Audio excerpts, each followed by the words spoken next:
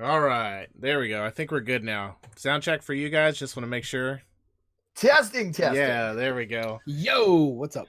All Check right. credit cash. You guys let me know how the sound is on their voices compared to mine. If I need to turn them up a little bit, I can. Anyways, okay, so Pyrocleptic Podcast number 13. We're finally live. Sorry about that. A little bit of issue there. We got some special guests this week. And I will introduce them to you. First up, ScholarlyGamer, as you can see in the upper right here. How's it going? We also have Kovac, bottom left, and Jimbo, bottom right. And most of you guys have probably seen these guys. We all share a lot of viewers for sure. So, yeah, you're like pointing the opposite way because the camera reverses what you point to. Yeah, you're like, what's happening? It's all good. So we'll do a little. I set up a couple little things for them so they can kind of. I might have sprung this on you. I probably should have told you. Just I want you guys to just tell people what you guys like to stream and like what times you stream, just so they're aware. That way, if they want to go check y'all out, give you guys a follow and stuff. So we'll start with Scholarly first, real quick.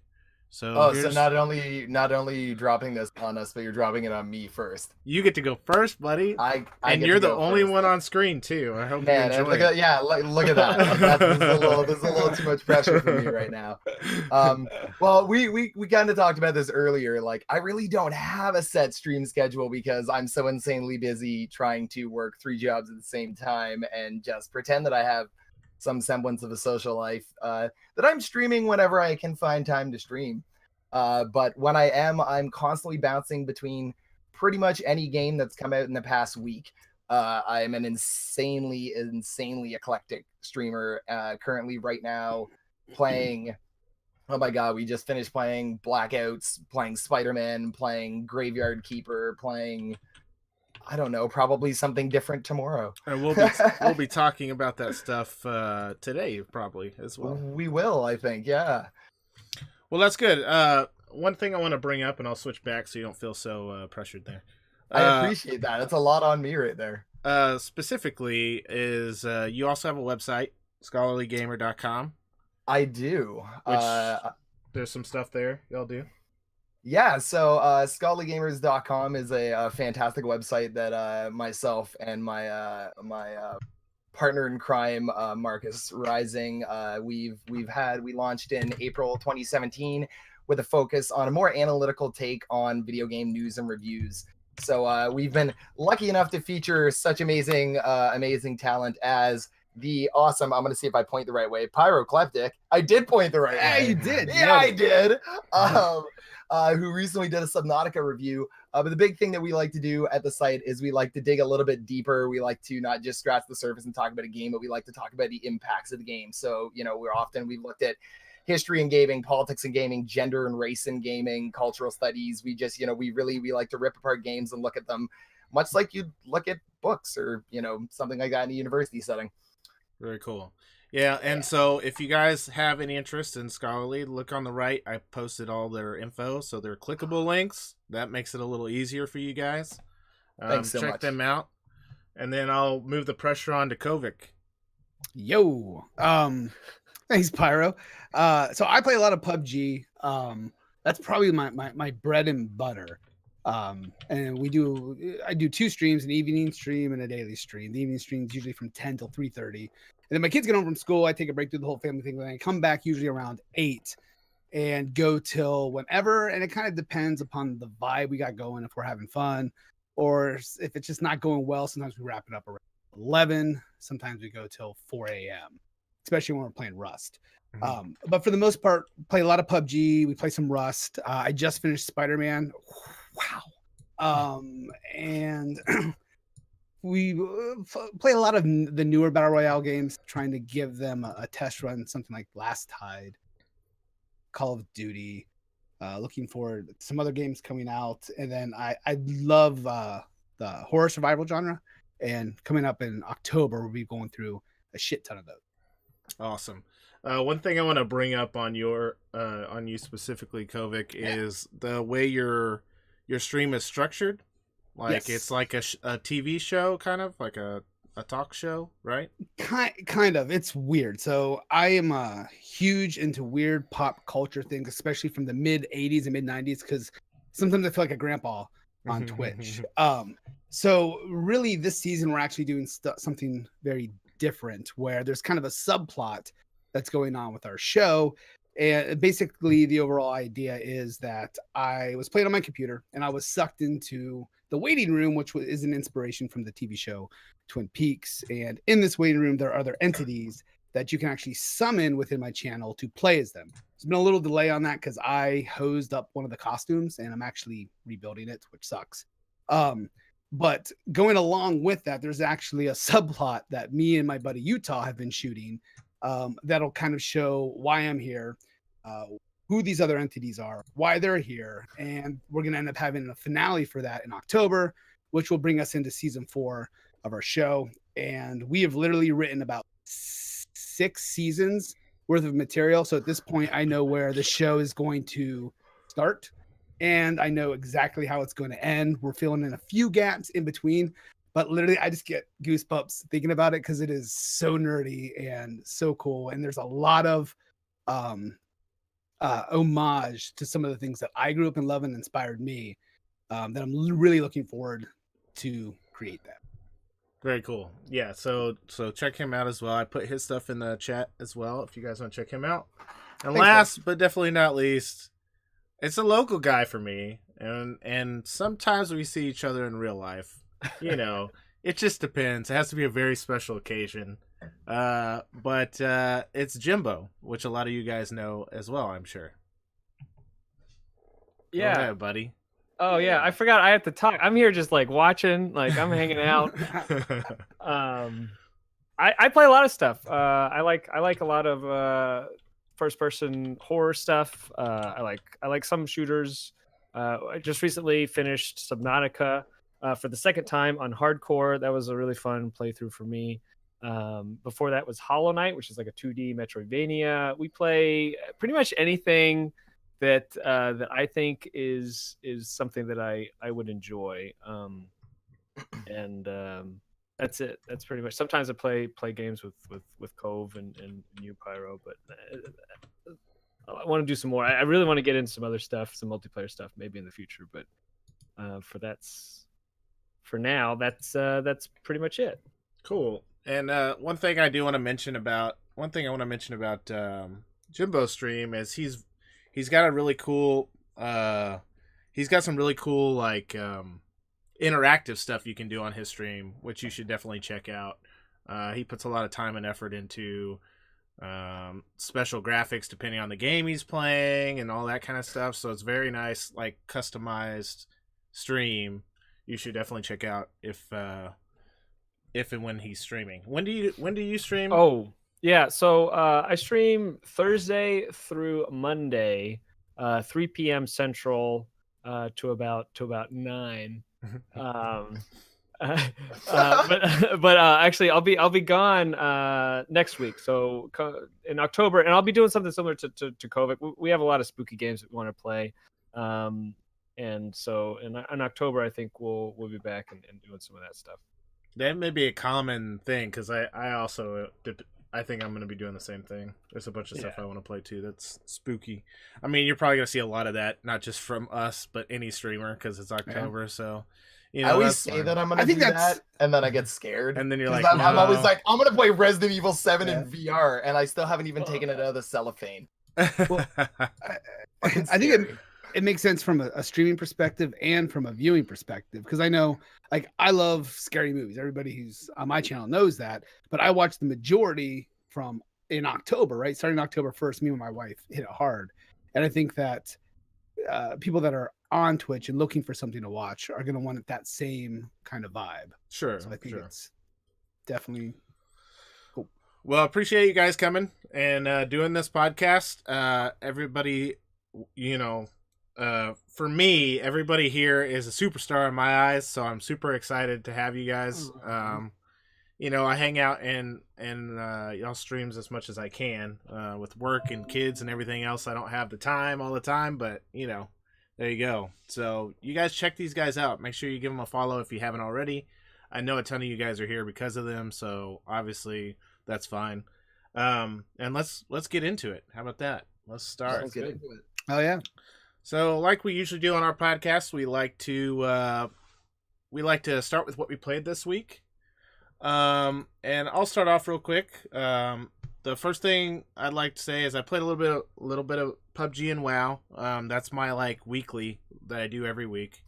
And PubG, I actually got a chicken dinner with the Kovac crew the other night, so I feel like I had success this week. Got that last kill. I think I might have had 3 kills that game. Okay, but at least I got the last one right. That was a fun night. That was a real fun. 3 kills is like an expert game. I could die at 50 and 3 kills would still be an amazing game. Right? You're like, yes, same for me. No, that's the same for me. So I was super excited that we got that one. But anyways, it was fun. WoW, just going slow like normal. I'm only 118 right now, so not a lot to report there. But I did see that they're doing the big patch coming out soon, which looks amazing. They got a bunch of new stuff coming out, addressing a lot of those problems that people are having with the gear and all that kind of stuff. So hopefully that'll work out. The big game I did play this week was a game called Unknown Fate. It looked really cool. I had opportunity to play it. Hopefully there will be an actual review up soon. I promise. Don't hate me because I haven't finished it yet. But I was getting ready for the stream and I was just like, oh man, I really need to do this review. In any case, real quick pointers on this game. You should definitely check it out. I would say just play it regular. You don't have to play it VR. I played it VR. It works as a VR game. But there are some things that need to be like, kind of looked at on the VR side. The regular game, the parts where I had problems, I went and looked them up. No issues. So I think if you just go out and play it for what it is as a normal game, it'd be fine. The music is great in it. Like, it's really immersive. It's really done well. I really like the music. All of the characters are really cool. Like, they're just like the stylization and stuff of the characters are awesome.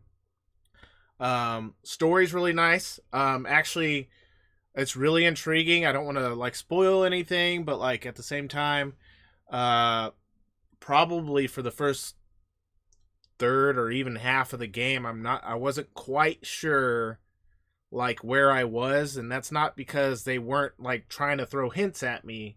It was just like it was such a mystery, and it was really cool to like figure out and unravel like where you were and what you were doing and why you were there. And it was I thought it worked out real well.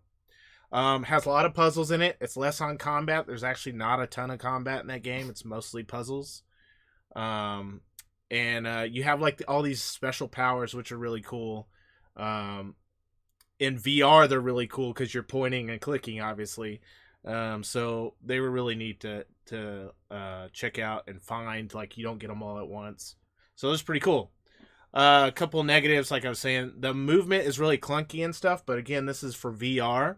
Looked like in the regular game it was all good to go. And it really needs a better tutorial. I literally spent like 25 minutes trying to figure out how to like use items in the game, because all it said was like press circle, and I'm like, there's not a circle on this controller. What do you want me to do? Absolutely worse when games do that. Yeah, and I'm like, okay, can you show me like on the controller? I don't know, but anyways, I also had to skip a couple of spots because one, either I couldn't figure out the puzzle because it was too damn hard. That could have been it, or two, it's just broken in the VR version. I looked up how one spot I had to skip. I looked it up, and it worked out how I thought it should have worked out, but I could not make it do that in game. Luckily, in game, I found a way to skip that spot using in-game items. I didn't like have to hack through a wall or anything. I still got past it, but Still not the way like I was you supposed cheated. to. Anyways, Unknown Fate, pretty good game, and I think it was relatively cheap. I did not look it up. I should have looked it up on the cost, but you can get it on Steam. It's a nice game. Go check it out. I had a good time. So anyways, that's what I played. PUBG, WoW, Unknown Fate. Good stuff. Cool. Kovac, what about you, man? Yeah, so played a lot of PUBG. And I've been playing PUBG since it first came out. In fact, I was balls deep. Am I allowed to say that? In Rust. Whenever PUBG came out, and Jay's like, start playing PUBG, you'll love it. And like 3,000 hours in, I'm still having a ton of fun with it. We did take a little break, and we were playing SpiderMan, Last Tide, and Rust. So finally getting back into PUBG and putting some serious grind hours back into it. Had a lot of fun. Really happy. I came back to it, and there's new weapons. There's been some optimizations, and the game feels smooth. I'm still having a lot of fun with it, and I still get that overall suspense. In fact, we were playing today, and we were doing pretty well. And it's just amazing how, and maybe it's just me and my addiction to that game, but after so many hours, I can still get the sweaty palms and the hearts racing and all that shit. So I'm still playing that. Had a lot of fun. I think that makes it such a good game right there. It's just the adrenaline you get out of that game. Even now, I do not have 3,000 hours, but even though I've played it as much as I have, it's like, it's still, you still get that. And I think that makes it great, Right. And I play a lot of music when I'm playing, and mostly it's scores to from movies and stuff that people recognize. I don't play a lot of music with words in it. I'm not playing DC on my stream, but maybe I'm playing like a song from Interstellar or Planet of the Apes or something like that. But I can, while the stream can hear it at a decent level, I can hear it very quietly because I need to hear footsteps. But it's just enough that it's like bone chilling excitement, and I think a lot of that keeps that game fresh for me, which is why I'm still digging it. We tried to play some Last Tide again. So I don't know if you guys have played Last Tide or familiar with it, but it's another battle royale game where you're a scuba diver. We call it shark guns, and it's fun. I really like it. It's very vanilla because I think it just came out in the end of August. But it's basically PUBG underwater. But the nice thing that really makes it kind of refreshing is that you have a whole nother dimension, right? Because you can swim up and down, and as opposed to just running horizontally on the ground.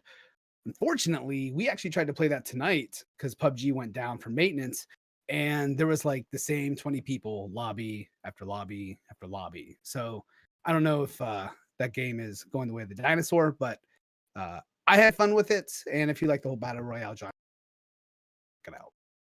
I hadn't realized that Last Tide was the shark battle royale game, because I had somebody explain that one to me after I was talking to everybody, like, oh, I kind of want to play the Raft. I was looking for a game with sharks because they're one of the few things that genuinely terrify me in a game. Everybody loves sharks, right? And I like to be scared by them. But Last Tide looked like a really good game. It's a shame to hear that the player lobby seemed to be dwindling so quickly. Yeah, it's rough. Well, the problem is with those games, I think Last Tide, at least watching Kovac play it, was, interesting enough that it could set out on his own, but, it's one of those things, you've got to get a large player base at the very beginning, because if you don't, then you have those shorter lobbies or smaller lobbies. Yeah. And I think one thing that kind of hurts it is you can only queue as squads. Yep.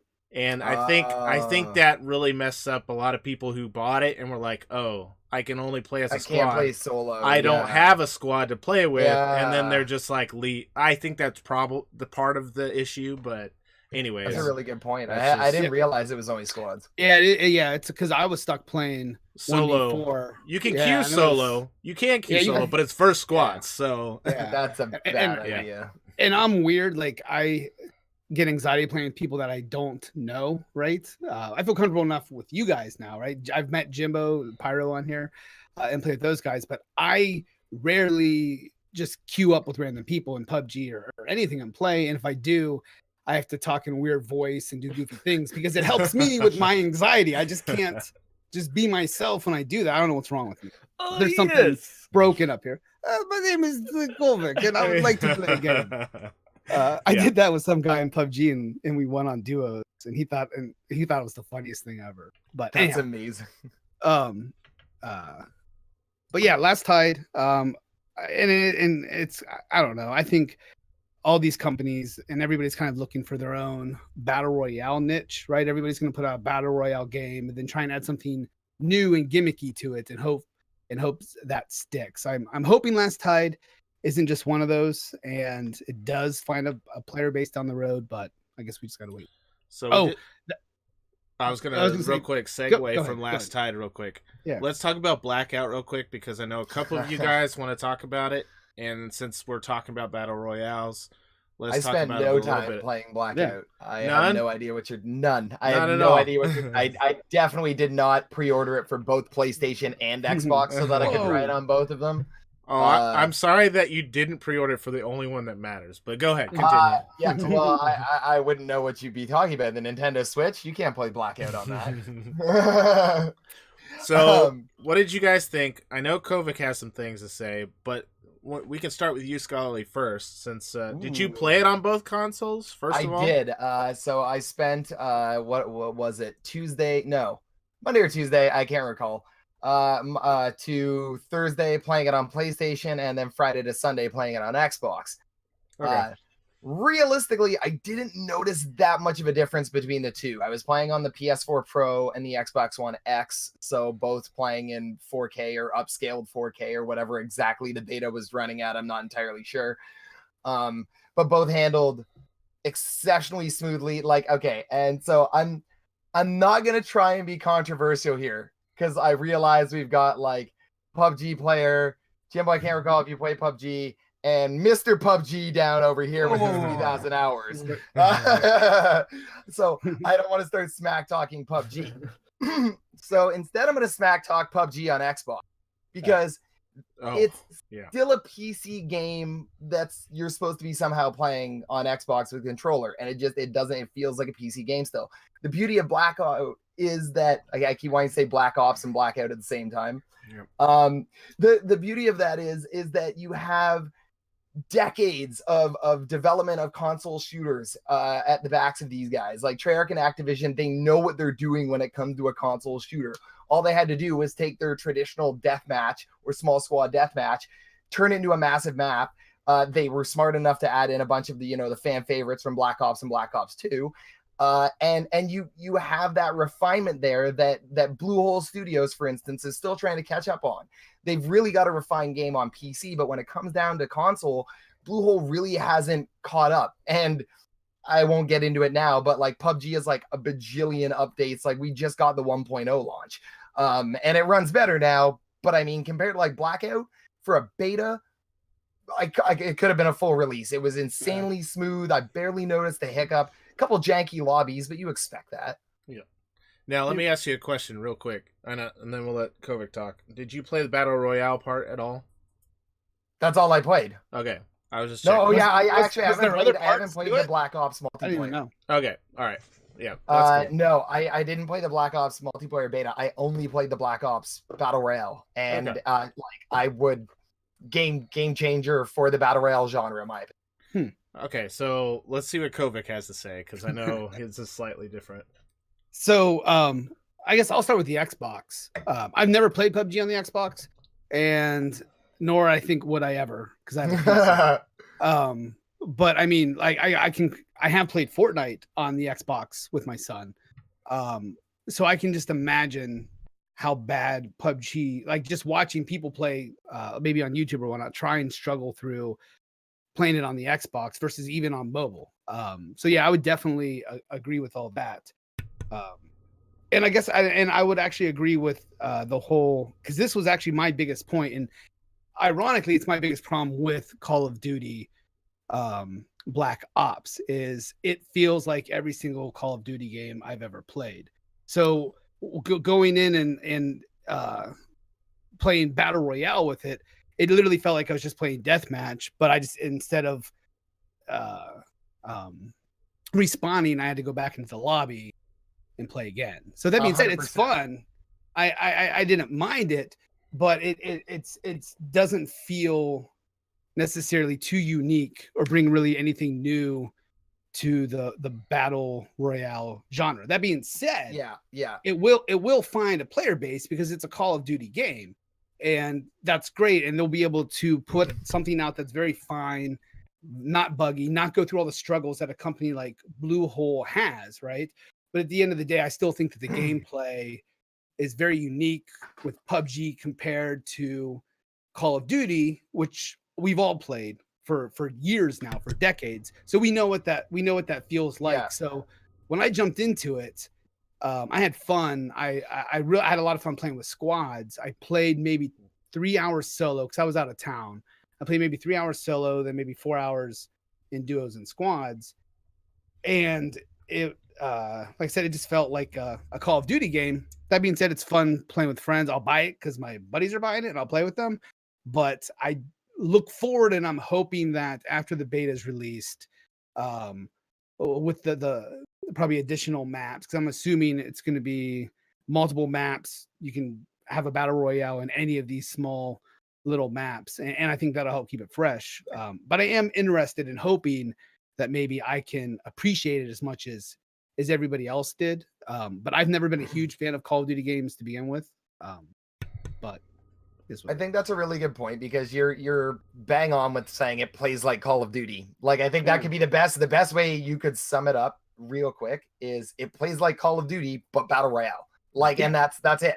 Yeah. And so if you don't like Call of Duty, you're probably not going to like that. But I guess my counterpoint, just very quickly, so we can let Jimbo join in, would be that Jimbo. I feel like that's a little bit of what maybe the genre has been missing, is a little bit of that stability that can only really come from decades upon decades of experience that you have at these companies. Like, I'm really curious to see what the Battlefield 5 Battle Royale looks like. Not because I think I'm going to spend an amazing amount of time playing it. Much like every other game, I'll probably play it for like a week and butterfly.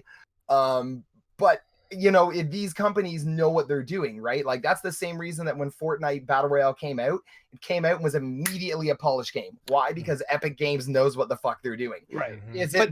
I got my own problems with Fortnite, and again, nothing against. Like, I honestly personally think PUBG, Fortnite, H1Z1, Blackout, whatever the Battlefield 5 beta is, if we want to start throwing in Rust or any of those other ones, they all really offer a perfect example, Darwin Project. They all offer the genre something different. I don't think it's fair to call any of them clones of one another, because as you say, PUBG really is its unique thing. Fortnite has very much its own unique element. I thought it was silly that Bluehole sued Epic because Fortnite was so different. Blackout is Call of Duty Battle Royale. Everyone's gonna know that walking into Blackout. It's so I think they can all exist in the same space, and I think together they're going to help the genre grow. I would agree. Yeah. Okay, so let's move on. I love the chatter; it's good. Let's let Jimbo talk for a little bit about what he played this week, and then we're gonna go back to SpiderMan, because I think both of y'all played SpiderMan too. So we'll get a little break. We'll put Jimbo in there, and then we'll do SpiderMan. Jimbo, what did you do this week? Oh, did you play SpiderMan, Pyro? I did not. I'm a silent Spider-Man guy as well. Okay, I was worried that I was gonna be the only person that didn't play Spider-Man. No, it's me and you, buddy. Okay. It's me and you. Bottom high fives. Corner high fives. It's corner high fives.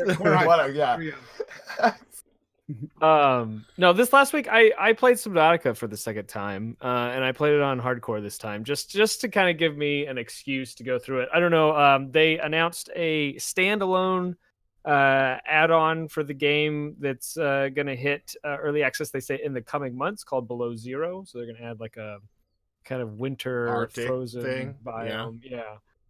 So it kind of is like, I really like that game a lot. Like, it's kind of everything that I want from a solo experience. It is actually the first survival type game that I'd played before. So it's kind of like one of those special things, because I hadn't played anything like it before. And so I wanted to go through it, and I managed to do it without dying, even though technically the first time I played, I didn't die either. But I was really actually more scared about the game. The game's not perfect. It's a $25, independent game. So like, it does have issues. I was worried I was going to glitch through something. And we did actually have to use the console at one point, because I got stuck on a wall. But other than that, I don't know. That's quick question on your Subnautica playthrough. Yeah. Did you find yourself doing anything different between non-permadeath and permadeath? Yeah, so I definitely took it a little bit slower. I definitely built more. Like the first time I played it, I didn't build a base like very low, and I did take the time to build a base lower to kind of limit some of the travel that I had to do. But other than that, just kind of like playing that game a second time. Like you could do stuff quicker, and you could do stuff more efficiently. Like I didn't really plant much the first time I played, and now it's like, oh, now I know exactly I can plant. I can have like a little a food section where What I you need and it. where. Yeah, Yeah. I got you. Cool. And then you also did some Hollow Knight, or Yeah, so yeah, before that they had a DLC for Hollow Knight just released, their last free one, which is so crazy. That game is $15 normally, and I got it on sale for $10. It goes on sale for $10 or $11 like very often. I think we have like 80 hours in that game, and I'm still not technically done with it. Like that's like an insane deal, I feel. for sure. If you like those I types may of have games. to actually finally like check Hollow Knight out. I've watched so many people stream Hollow Knight, and I've yet to take the plunge. Hey, you can Yeah. get on Switch. See, Yep. and that's what I would get it on. There Not you even go. a question. I would buy. You just I won't play get it it in on bed. sale because Nintendo doesn't believe in sales. But Yeah. Even I at full price, it's probably worth it still. Oh, it's absolutely worth 15. It's yeah, oh no, for technically- sure. I feel like they scammed themselves. Like they could have easily sold that game for like $20, even $30. Yeah. But $15 is a great price point. In fact, I'm actually really excited because I'm about to take a 10-hour plane ride this week, and I'm going to bring the Switch, and I'll probably just start playing Hollow Knight on it again. You know? Cool. I don't know. deal. It's one. Or some Dead Cells, man. As soon as you get Yeah. into Dead Cells on the Switch, it's game over. So everyone was like, "Why don't you play Dead Cells on PC for the integration?" I was like, "Then I can't take it to work with me." Right. It's Then I have to have withdrawals, you know? It's like, no. Okay. Dead Cells. So you want to talk about Scholarly? Let's get your we talked about Blackout a little bit.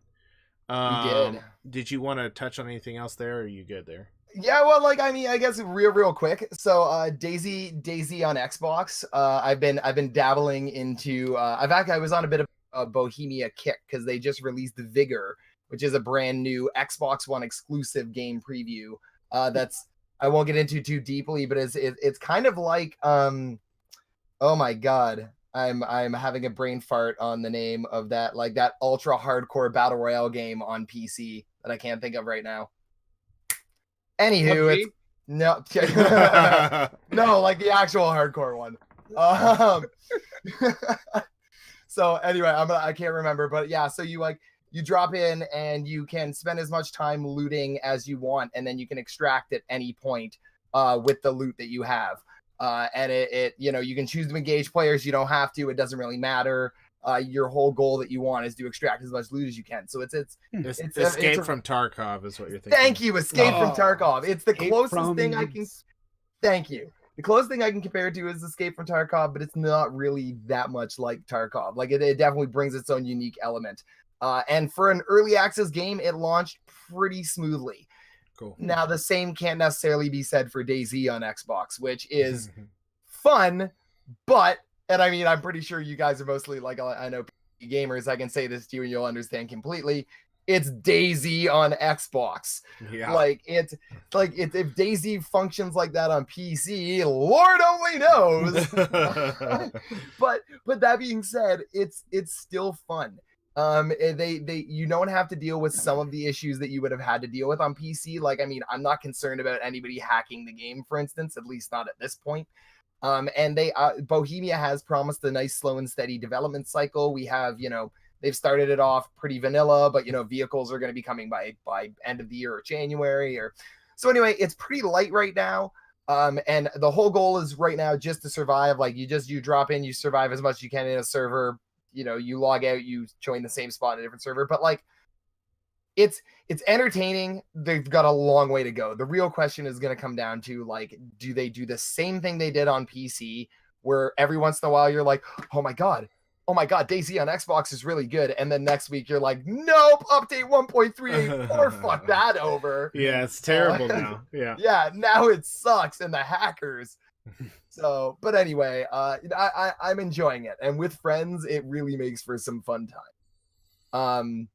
And yeah, other than that, like I just started Graveyard Keeper because good friend Natalia, who's actually I think hanging out in chat here, recommended it. And without getting too in depth in it, it's Stardew Valley, except you curate a graveyard. So you have to like bury bodies and extract, flesh and bones and skin from them. And then you can like cook the flesh and make a sandwich out of it and sell it to the poor unsuspecting townfolk that Oh, doesn't. that's awesome. That is Okay. my Fucking- type of it's the game, shit. right? Like it's honestly like, and for some reason they just promoted me to like the town cleric, and I'm sitting here being like, I've got bodies in the basement. That's awesome. And the best part is like my wife and I are playing it together, and she fucking is loving it. Like we're making books out of people's skin, we're turning it into Oh, paper man. and shit. Like, oh man. Yeah, this game like Graveyard. So yeah, Graveyard Keeper. Sounds like a good one to stream for October for sure. I might have to start a great like we've been playing it a lot just because it was we really like Stardew, so we've been playing it together. But I think it's one I'm gonna have to play on stream too because like, oh man, is it something unique? Yeah. I will say though, I almost feel like they've went a bit far. You know how like in Stardew Valley, like I'm sure a lot of you guys played or similar games, you have like a lot of things you got to balance. It's like, oh shit, it's this day of the week, I got to remember to do this.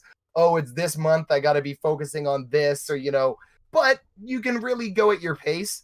This game, there's like a lot of shit. Like every single person has something they want you to satisfy for them, and it has to be at a specific day, and it like so it can get a little overwhelming at points where you're like, Micromanagey. that's it. Yeah. But other than that, like, I mean, as I said, when I'm carving people up and writing books on their skin and feeding their fucking like burger meat to the town, I'll take it. Like, I don't care. I'll take everything That else. sounds amazing. Yeah, it's a good Eat game my- right there. Eat my human meat. All right, cool. Well, let's talk about the other big game that came out. Let's go with some Spider-Man. I know both Scholarly and Kovac played. I have not played it yet. I've actually even bought it for people, and I still haven't played it yet. It's okay. Okay, I'm supporting the game. I haven't played it yet because on PS4, my PS4 is up here collecting dust. I haven't hooked it up to anything, How and so could you? I just haven't. I haven't bought it for myself yet. So I apologize ahead of time. But y'all go ahead and talk about it. I know I watched it. It looks amazing just from watching it. That's what I'll start off with. I watched a lot of Kovac. Yeah. and hearing Kovac gush about this game. Yeah, for sure. Like And the then little get- girl. I love Yeah, it. Sorry. Like every time I tuned into him, like he had this stupid grin on his face, and he's just like swinging around. It's just like the travel in that game just looked ridiculous. Yeah. So All right, continue. That was the most giddy fun. That was honestly like as soon as my wife's been gone for 2 weeks, and one of them was the week Spider-Man came out, and as soon as she got home, I was like, "Can I show you Spider-Man? Like I love you, I miss you so much. Do you want to see Spider-Man?" like, and it was the sweet that's the pure joy of that aspect of the game. Is like I really think is something to be, and not to plug the site right now, but we actually are gonna have an article coming out this week on the pure joy behind the mechanics, but like it's so much giddy fun that I think hasn't been captured since like Spider-Man 2 on PS2. I would agree with that. Yeah. So, Pyro, you got a timer ready? Because you might have to play me off. I'm keeping an eye on it. I All like right, to keep all right. this section within the first hour, okay? all right. I'm gonna go as fast as I can. No, you're fine. Go ahead.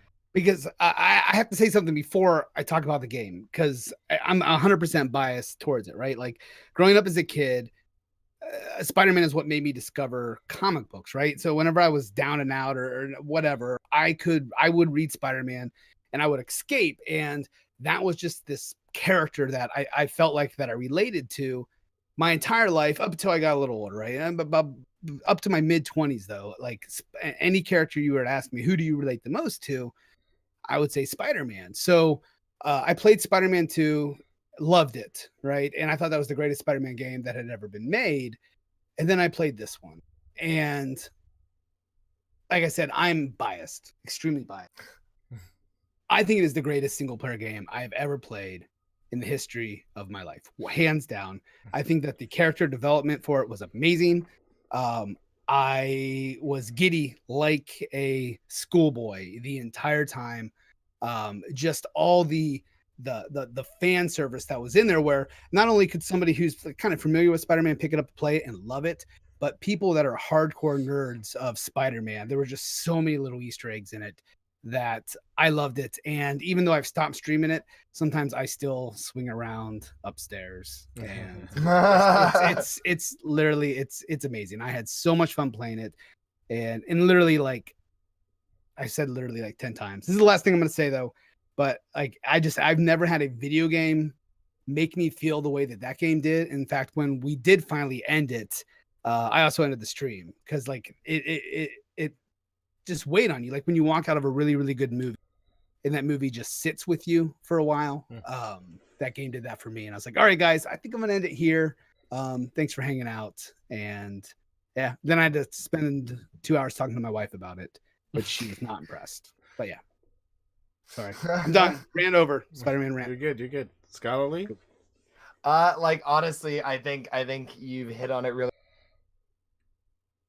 I've been constantly chastised by my nerdy friends for I didn't grow up a comic book guy. I'm not into Marvel. I'm not into DC. I never really was big into Batman, although a little bit. I won't even come close to profess to have the same affinity that Kovac does. But like the only thing that I really kind of gravitated towards was Spider-Man, which was mostly in my youth. I caught a little bit of the classic 90s Spider-Man, but then in my later early years, the one that was on, I think, YTV, I can't remember, I think it was just called Spider-Man, but I can't remember. 90s animated Spider-Man cartoon, the YTV one, not the really, not the amazing. yeah the one where like he turns into Spider and like which why have they still not brought to a game? That was the one thing this game was missing, but I'm not gonna rant on it. So like the only game, like whenever a new superhero game comes out, like or a new Avengers movie, I'm always like, cool. Like I just saw Black Panther like 3 days ago, like to give you an example. Spider-Man games though, I played every single one that's come out, and since 2 there hasn't been a game that's hit every note. Not even close. Like, not even close. And the only thing I would have said was that maybe it didn't capture enough of the nostalgic essence of there's so many cool Spider-Man villains. And I will say that, part of the beauty of the Spider-Man games has always been, and the show and everything was been to capture the essence of that bilateral relationship between Spider-Man and any one villain. Huge Spider-Man universe. Yep. That's it, right? Like, and so like there was a while, and I'm doing this where it's really hard to do spoiler free, but like you don't really realize that it's there in the new Spider-Man game until it hits you, and you're like, oh shit, but you did do it though, right? And so like I will say that like that was I can't think of a box the game doesn't check. Not just as a first person action adventure game, and more just as an homage to everything that is Spider-Man. Yeah. Cool. So if you haven't played it, if you're a savage and you haven't played this game, you should purchase it, and then you should play it. I don't know what you're talking about. Did I do it right? Oh, I did do it right. Good job. Anyways, cool. So all right, so everybody had a good time. Did we miss anything? I don't think we did. I think we're good. So we'll get into what this podcast is actually about. I love sharing our stories about gaming, but this podcast specifically, I wanted to do one about guilty pleasures and games that got away.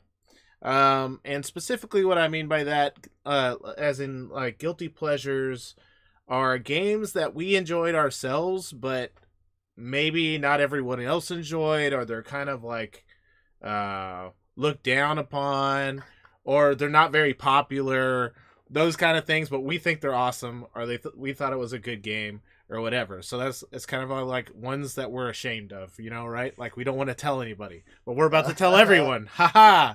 Anyways, and then the ones that got away is kind of almost the same thing, because you might still be ashamed. You might still be ashamed you haven't played them, but it's like a more popular game that you never got to play, but you've wanted to play and you just haven't still. God, I might need that like everyone's played before, or like everyone's talked about or told you to play, I need to change mine to SpiderMan apparently, so probably not doing that this time. But so that's kind of the idea behind it. So what I want to do is I got a little thing here. Let's see if I can switch to it. Looks like this. And this will basically going to show you our picks as we talk about them. So the first thing we're going to do is it's just, takes a little time, but I think it looks good. So what we're going to do first is our guilty pleasures, I think, and that way it gives everybody a chance to talk. You can hear from each one of us, so you don't just like have me talking for the whole time for my guilty pleasure and my one that got away. So we'll start with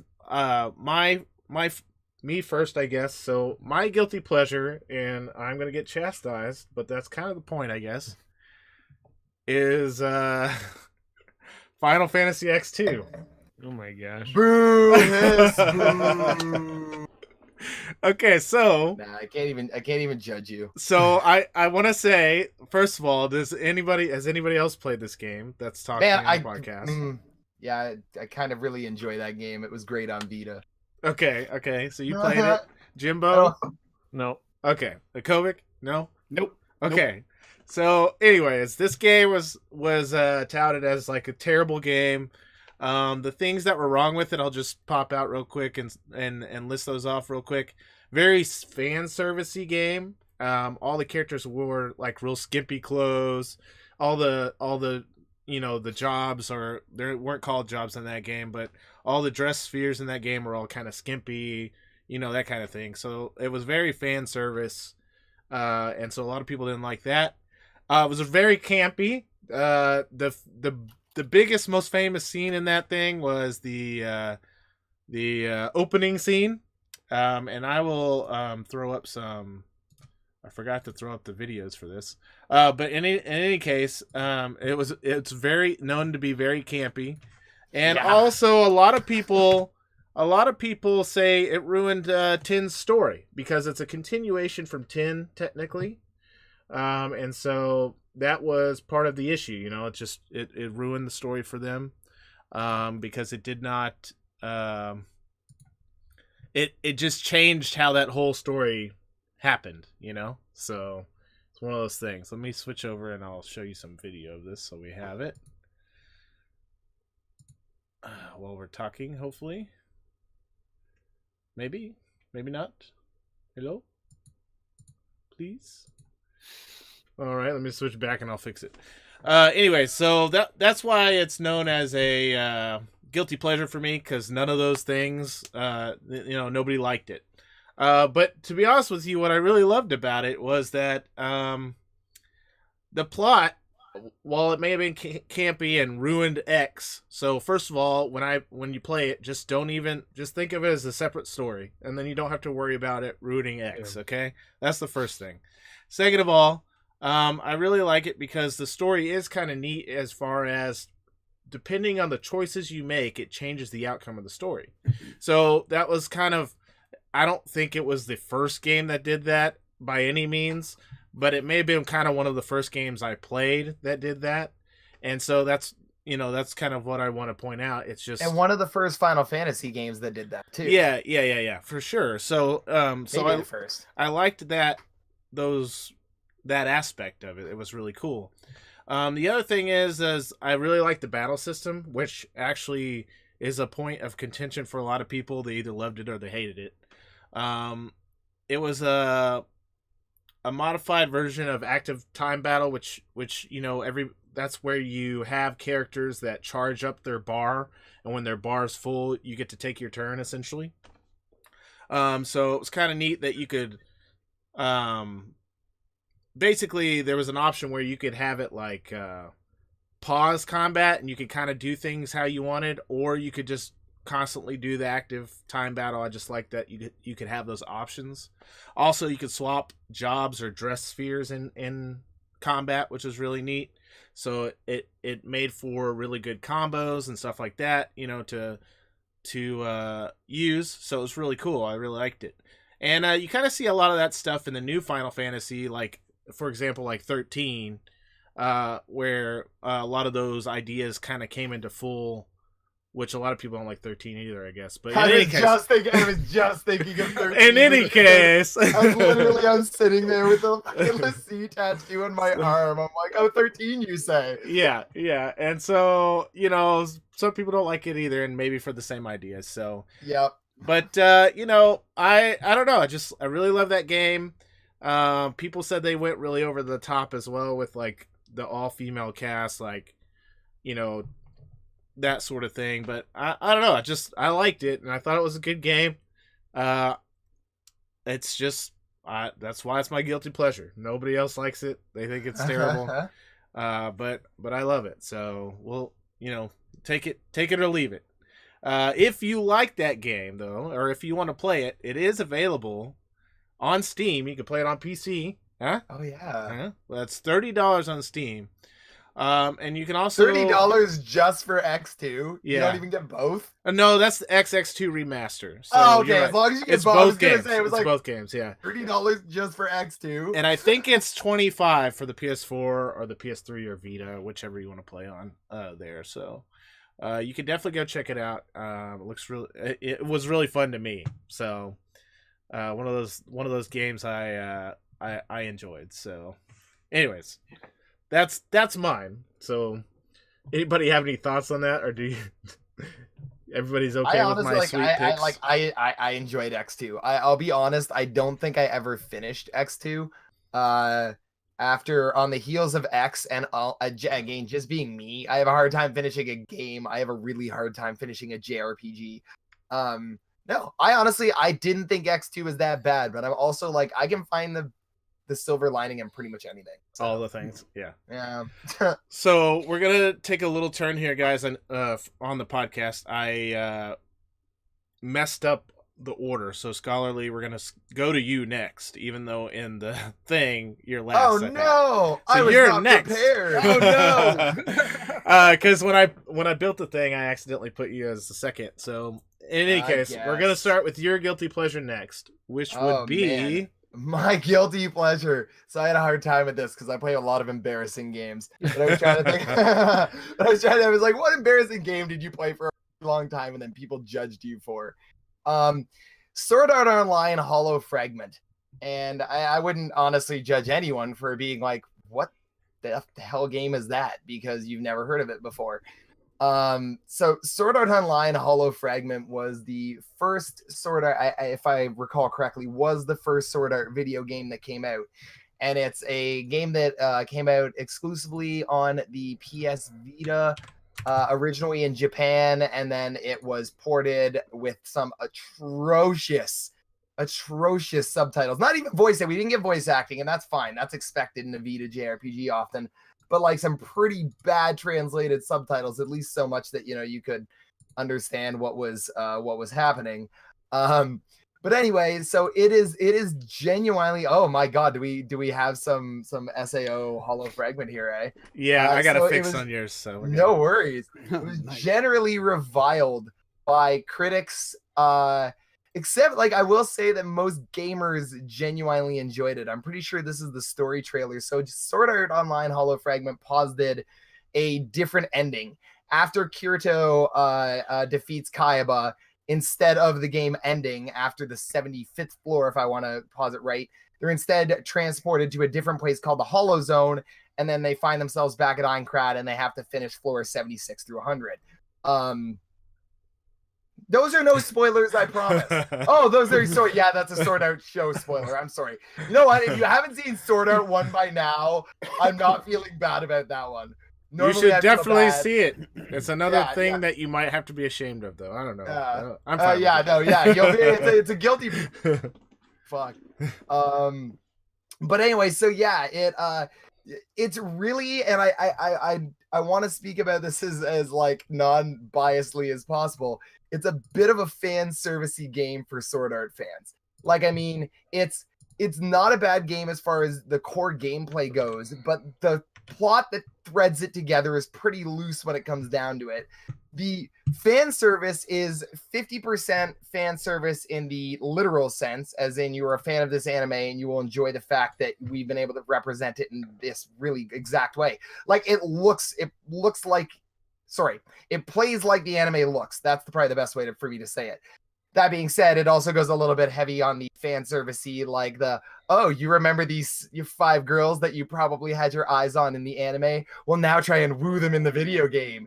And you're just like, are you kidding me? I don't need time for this shit. But then it gives you battle upgrades. So you're like, all right, I guess I'll do that. And then it's awkward because your wife walks in. Whoa. Right? Anyway. That's why I play video games in a closet. I'm just saying. I close the door. No gameplay because the actual game. I hate when Vita games show the gameplay through the screen like that. So stupid. Yeah. The actual gameplay itself, when you break down the core gameplay, and I'm not even gonna shit you on this, is straight up, and you can see it from the controls there. Is straight up Xenoblade Chronicles, the original one for either Wii or 3DS or DS, depending on what you played it as. They're almost the same idea. It's an MMORPG that you're playing on your own. So that alone gave it a whole ton of negative marks with the majority of people because they were like, this feels like it should be an MMO, but it's not, and I hate you now. Whereas I was like, oh, cool, these are all supposed to be other player characters, but they're actually just other NPCs. And I just, because it was on my Vita and it was Sword Art and I'm a fucking giant Sword Art weeb. Like I'm looking at the 2 swords like right there. And I guess so it's long story short, for a fan of Sword Art Online, this scratched every single itch. I got to play as all the characters I want. I got to use their moves. It looks like the game, as you can see. That's one of the wooing moments. You're wooing someone that's your daughter. That is your daughter. Yeah, that last person they showed, that is your daughter in the anime, and there's actually like almost relationship part with her. It gets weird at points. There were points that I was like, no, this is not acceptable. You didn't have to say that part, okay? I'm just saying. I know, but as soon as I saw it, I was like, I remembered how I played that in the game, that I am not following through with this storyline. But the gameplay itself is everything that, for the first Sword Art game, it was everything that you want from a Sword Art game, other than the fact it was just so fucking over the top weeby. Sure, as you can see from this right now. It's all good. It's all good. Cool. Anybody played this game before? I love that right now. I have not played this game, but also it's on Vita, which means I would have to buy a Vita. Exclusive. They did re-release it. They released Sword Art Online Holo Fragment for PS4 that you can pick up for like $20. So if you have a PS4, you can actually pick up the re-version of that, and you can woo your video game daughter. I don't know. What do you? Cool. Well, Nito Burrito. Let's continue. Nito Burrito. You can also not do that. So our next one is, I believe, Kovac. Yeah. What do you got for us, buddy? So mine's actually pretty simple. By the way, I just want to point out real quick that the other 2 games aren't fan servicey. It's just me and Scholarly that are the fucking messed up guys. Okay. All right. Just us. Don't worry about it. Oh wait, are you going to introduce it? Or no, you're doing it. Yep. All right, cool. Yeah. So mine was actually Jaws for the NES. For some reason, growing up as a kid, I love that game, and I actually probably play it like every 4 months. And like I've actually been thinking about hooking something up, like, and maybe doing speed runs with it or something, because it's like this guilty game that I have, and I pull out like I said, every 3 months. But the game in itself isn't that great, and the story doesn't really make any sense at all. You're basically playing as the main character, which I think is from Jaws 4. This time it's personal, which is the biggest tagline in movie history, right? And you're going around collecting seashells similar to him researching them in the movie. And I love Jaws 4 as a kid, by the way. Go back and watch it. It's not as good. But you go through and collect seashells, and you essentially turn them in to level up. And the first level you get is a radar, also from Jaws 4, that allows you to track Jaws. And it was just fun cruising around on this little boat trying to get seashells. And at this point, now it's just me experimenting with the game. trying to get like to level 8 or something when you only really need to get to level 3, and just having fun with it. But eventually you get high enough where you can actually fight Jaws. You run into him while you're on a boat, and you got to keep hitting him, and eventually you get his power low, and then you go into this crazy weird little scene where you have your boat that's in, like, you are controlling the boat, and you press B to stab Jaws with the boat when Jaws comes swimming at you. Actually, you make Jaws jump out of the water, and then you try and stab the boat. And then the game, spoilers, if you're concerned about me ruining Jaws, yes. Oh, But- no. Right? You basically, after you kill Jaws, the game abruptly ends, and you fly off in the ship with who the hell's the guy from he was in Jaws 4. He's Oh, man. Alfred in the Nolan Batman films. Kane. What's his name? Jimbo. It's it is Kane, but what's his first name? It doesn't matter. But yes, he was the pilot in Jaws, and then you float off. But I love the the boss battle. You I thought it didn't was a talk ton of about fun. this badass your airplane dropping bombs on jellyfish Yeah. right here. Oh, I forgot all about it. That was like the mini game. And so That was, I like, probably in have between. like 500 hours in this game, Oh and my I still can't hit all those fish. I suck. In my lifetime, I'm like 37 years old. I used to rent this game once a weekend for like a year and a half. Like that was the game that I would go. Michael back. Caine. Yeah, Michael There you go. Caine. Yes. Hey! Yes. But that's definitely my guilty pleasure. That's And it's awesome. still one that I like. There's a lot of nostalgia too, because I would play course, that yeah. with my dad, and my dad would watch me play. In fact, I remember the first time I beat it, I ran downstairs. My parents were out on the porch. I was like, "Dad, I did it!" And it was just like a cool moment that I remember from Very my nice. youth. Very cool. All right, cool. I was so excited when I saw you had that on the list because, like, I 100% played that with my dad when I grew Yes. up too, and he Hell yeah. also rented it from because we only owned like 3 games, and so he rented it from the convenience store whenever we wanted to play. I never beat it though. I'm not as good as you are. Not once. I've No tried it. friends and a lot of time. I've And- tried it in my adult life too. Still haven't beat it. Yeah. not, No. not happening. Not happening. No. All right, cool. Now we got Jimbo's guilty pleasure. Oh no. Are you ready, Jimbo? Yeah, well, so this isn't actually, I guess, one game because it is a series of games. I love your guilty pleasure, by the way. So Okay. you're not alone. It's a game called Earth Defense Force, not the one for Super Nintendo. They made it so this actually started out as a Japanese PlayStation 2 budget title. They have this thing in Japan called the Simple 2000 series, and it came out there. And I actually imported a Japanese PlayStation 2 in order to play it because the premise is so ridiculous. It's basically there's an alien invasion, and they use giant insects to basically attack Earth. And so the first one I played the second one actually I think technically on the PlayStation 2, and you have 2 characters. There's a dude that has like machine guns and like he's like a soldier, and then you have this like wing diver chick lady that has like a jetpack and she has all these energy weapons. And it's like she's my favorite character. And they actually released it again as Earth Defense Force 2017. On the 360, which I think this is what this is from. Mm-hmm. And it's so janky. Like the controls are so silly. Like right bumper is jump or something like that, and like the other bumper like rolls. Like it's really weird, and it's just it doesn't control very well. The animation is so stiff, but like at its core, it's just the most fun shooter like you can think of, because you just kill waves of like robots and ants and UFOs and these giant like monster movie type characters. And it's got co-op. It's got local co-op. 2017 had local co-op, and I played split screen with a friend of mine, and we went through, there's like 5 difficulties, and Inferno's the hardest one, and I actually made it all the way through every single one of them. Wow. And then they also have a new one for the PlayStation 4. They redid it, and the wife and I actually play that together quite a bit. So like it's just one of those like couch co-op games that you can just actually, I think the new ones are online even, and then the next one that's coming out is also going to be online. and they have more characters, and it's like the voice acting. They have like these little songs that they sing, like like it's so silly and ridiculous. And there's like just tons of levels, and all these weapons that you have to pick up the weapons like a little.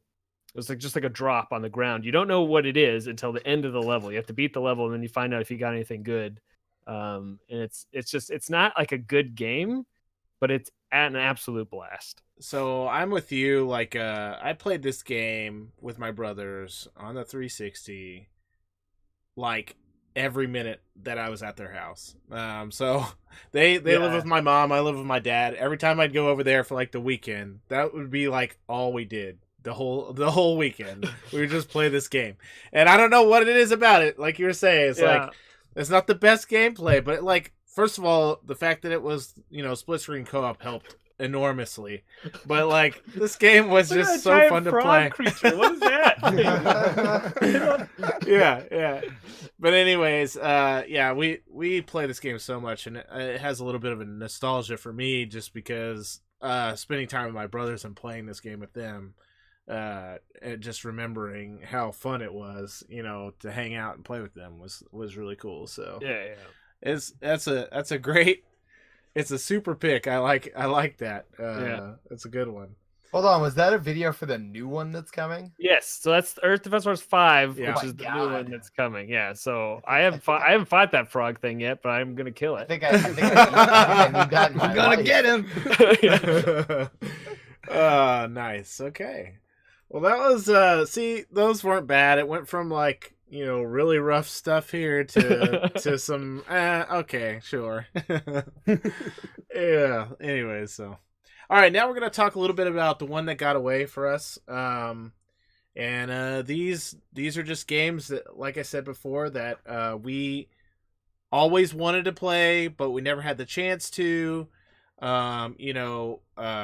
It's usually like a AAA title, or at least a very popular title, something like that. It may not necessarily be AAA, because there's lots of good games that aren't AAA that get really popular nowadays.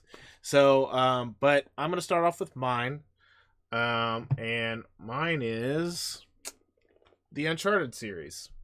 And first off, before I get crucified here for not playing Uncharted, I'm, as you can tell, just probably listening to me, I'm not a huge console guy.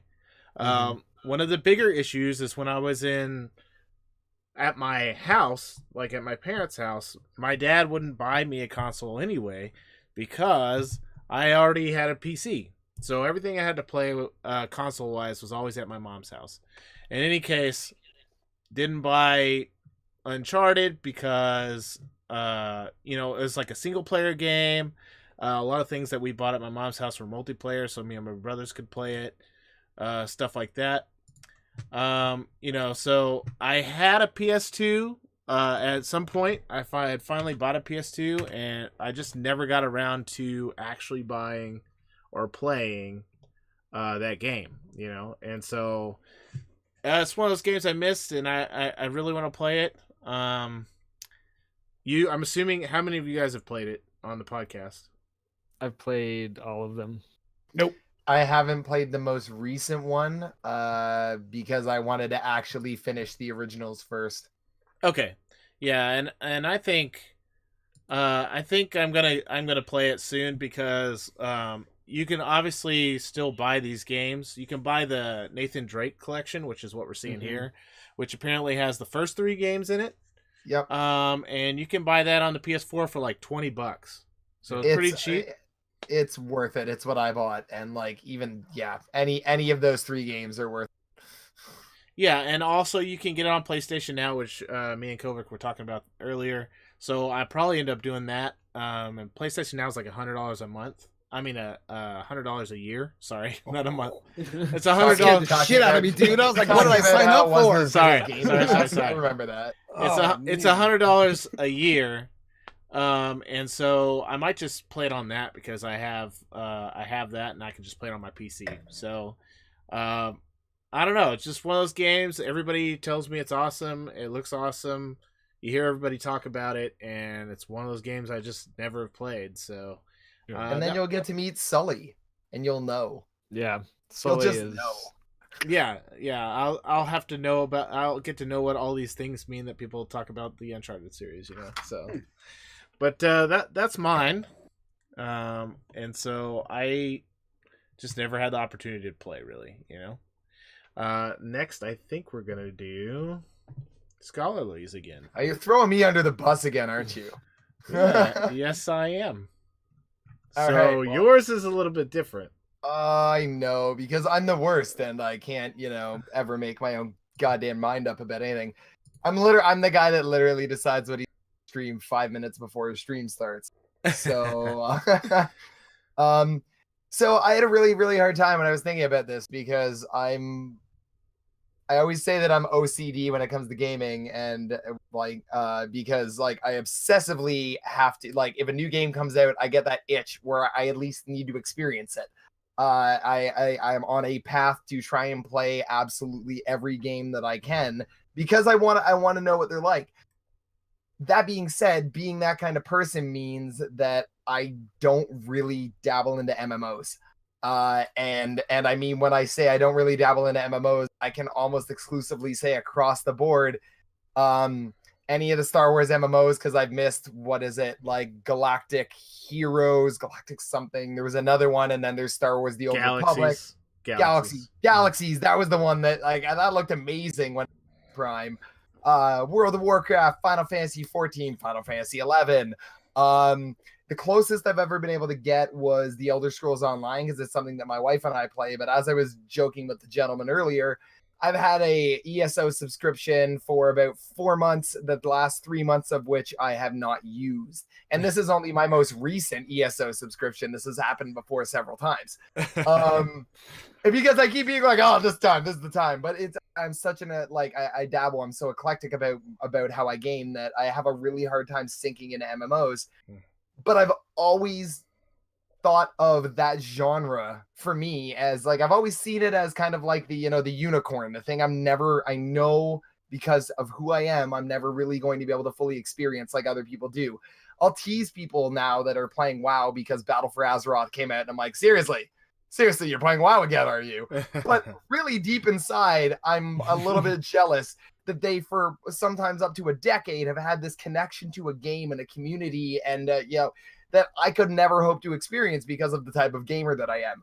So I genuinely, that to me will always be the one that got away, because I know that I'm never, and especially at this point in my life, I'm 30, I'm planning the next steps of my family. I've got several, a full-time job and other jobs and everything else. And I'm never really going to be able to give him MMO the time that it might have deserved. And so I know that, that'll always, MMOs for me will always be the one that got away. I'm never really going to be able to experience an MMO the true way that it's meant to be experienced. So, well, and that's something I want to bring up just so you don't feel too bad. I've played WoW. I played a lot of MMOs, but to be honest, WoW I'm just going to use as an example because it's kind of been my one and true MMO that I've played the most, I'd say. As I've gotten older, I played WoW when it released, so right out of high school for me, basically. yeah. And I put hours upon hours on it for months and months on end, for probably 3 years. Nowadays, new expansion comes out, I buy the expansion still, I still play it, but I play it for about a month, wait till I get to max level, basically. Yeah. And then I'm like, okay, I'm out. I also don't have the time. I don't have the patience either. I'd rather play something else to play an MMO anymore. And I think that just happens as you get older. You have less time. You want to do more things that are more fun than playing grind for 6 hours or whatever. You know what I mean? So I have played a lot of other MMOs in hopes to capture that, but it ends up being about the same. I'll play that MMO for a month and then be like, all right, this was cool, but I'm done, So mine's normally don't get me wrong, I've taken the dive. I've taken the dive several times. And I mean, it usually my longest running is Elder Scrolls Online, which I've had a on again, off again relationship with for a couple years now. Because like I was traveling in Central Asia when Elder Scrolls Online came out, and I forced my wife to go to the EB Games that was like an hour away from our house to pick up a collector's edition for me on a bus. And I was like, I don't even want what Kyrgyzstan is like 4,000 miles plus away on the literal other side of the world. And yeah, no, it's just so like that, but I still haven't put the time into it. That's like, I won't show you, but I do have every single collector's edition of WoW, including original. Yeah. Now, to be honest with you, I'm a huge Blizzard fanboy, so all my Blizzard games are collector's editions anyway. But impressive. Even obscure MMOs I have collector's editions of. I got like Age of Conan, which isn't obscure, but I have Age of Conan. I have Warhammer Online. But nice. when we're talking about obscure collector's editions, I have stuff like Vanguard, which just died like in 2 months. I remember hearing of Vanguard. Yeah, I have a huge collection of MMOs. The game I don't really play anymore, but hey, I guess you collect something, and sometimes that thing you don't actually use anymore, but you still collect it. So I also have those collector's editions. Yeah, like you're awesome. just like, yes. Yeah. I did Rift. I lost about a year of my life to Rift. That was my MMO that I did hardcore raiding and stuff in, and it was only because I had just moved out. I just got a new job and I was single. So like Right. It was like, my life was You had time. That is the MMO formula right there. Right. Like that is Prime. like if you could put several things together and have the other equation equal MMORPG, those would be the like Yeah. qualifiers. Sure. And Kovac, that's it. did you play My any? life was pizza boxes and DPS parsers. Like, that's all it was. Yes. Did you play any at all, Kovac? Nope. Okay. No, but and like literally for my one that got away, we could probably just put everything that you guys are saying. So far. one, it was the hardest question Yeah. out of all of this. It really was. Well, are you good, Scholarly, on yours? Yeah, no, you get, yeah, no, I just want to all make the- sure I don't miss something. all of there. them. Just all of them. You're like everything. Every MMO ever. Kovac, let's move on to yours then. All right. So, like I said, this was hard for me because like I'm a weird gamer, right? I need to have like certain recipes for me to really want to get into it and play it. And one of the main parts of that is I need something that I can either really good PvP because I like that competitive aspect of things, or if it's a single player game, it needs to be something that I can relate to. Even if it's a PvE game where you're co-oping with people, I need something relatable in it. So it's always been really hard for me to dive into something like even Final Fantasy. I've played Final Fantasy 7. That was it. And like that was almost one of the things I wanted to put on the list because sometimes I've gotten so close to the hype to dive into those things that I just never did. But the one I did pick was God of War. And while everybody was playing God of War, I was sitting at my first house with my wife playing Dante's Inferno for the PlayStation 2, which I actually really, really liked. But everybody's like, you're playing that rip-off of God of War, blah, blah, blah. I'm like, all right, maybe I need to give this God of War thing a chance. And then the new one just came out recently. And I was so close to getting into it. But at this point, it's one of those things where you almost feel like you're so far behind. It's like wanting to go see Avengers Infinity War, but you haven't seen any of the other Marvel movies. And maybe there's not a whole bunch of continuity in there, but you want to be able to at least recognize some Easter eggs or some fan service so you can kind of capture some of the magic that everybody else is experiencing around you more than just a good story. So yeah, I definitely would probably go with the God of War series. In fact, those are all on the PlayStation Now. Yes, they are. So Yes. and hopefully they're there in Yes. November because I think Kovac is going to make the plunge and give him a whirl. Yeah. You Can I just say definitely- briefly, Go ahead. Dante's Inferno is a fantastic game that Dude, like I love that game. yeah, and everyone called it a Spider- God of War clone, and it's just like just because it's another protagonist in hell in an action RPG does not make it a God of War clone. It was a great story. You got spiders coming out of that lady's nipples. It was Dude, that it was was amazing. That's the Another one. game that true. your wife walks Right- in and you're like right this boss then, battle, right Oh, then, I had to go yeah. get her. I'm like, honey, Really? you have to see this. Oh, really? Man. But like in a game, and like that was like at a moment was, I mean, and I almost thought about putting Dante's Inferno as my guilty pleasure, but I've never went back and revisited it after I beat it. And that'd But be it a was little what- weird. Right. Just after the spider nipple conversation. That's just his fetish. Yeah. Well, no, hold on. We talked about that the other night. We're not gonna get into it. But no, it was definitely never mind. Lost it. I don't remember what I was gonna say. Forget it. Well, so again, God of War is available on PlayStation now if you want to play it. 1 through 3. 4 is obviously not, but in any case. That's a good pick though. I agree with that pick. I've played a little bit of God of War, but not enough for me to consider myself as playing God of War, I guess, if that makes sense. So like, I should probably get in on that action too at some point. Yeah. For sure.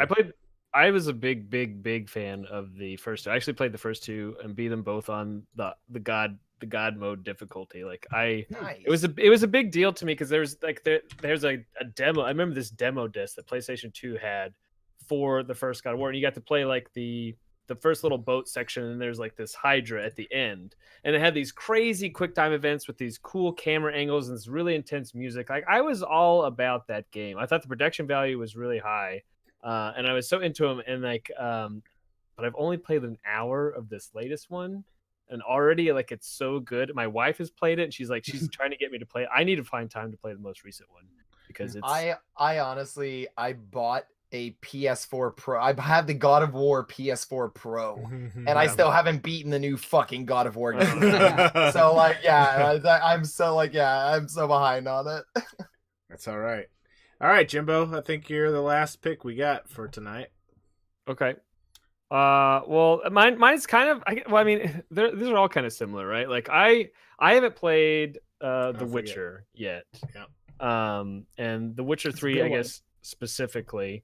I have a kind of a weird excuse as to why it happened, because about I don't know how many 8 years ago or something, like I got the first Witcher on my PC, and I was going to go through it, and I was going to go through them all in order, like as we all tend to want to do. But I was determined to do this, and I started playing the first one, and I got to this point. It was rough. First of all, the first game was not aged well. Sure. Okay. Nope, not at all. It felt like a mid 90s game, but it was made in like late 2000. Like it was kind of weird. Like it's hard going back and playing like old versions of games, like especially depending on how they were made. It's just like, oh my god.